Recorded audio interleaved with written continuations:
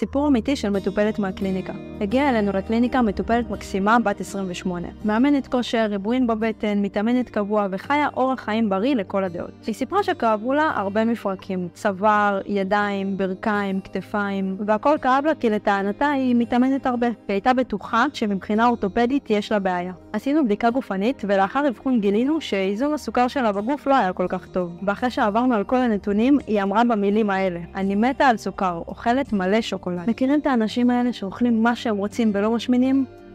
אז היא. מבחינה גנטית היא לא משמינה, אבל זה כן גרם לה לבעיות אחרות כמו כאבי המפרקים. המלצנו לה להפסיק לאכול סוכר כי זה מאוד אלקטיב ויושב על המפרקים.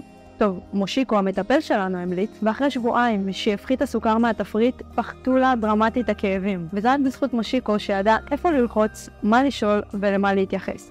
אם גם אתם סובלים מכאבים שאף אחד עדיין לא הצליח לפתור, תשאירו פרטים עכשיו ותגיעו אלינו לאבחון.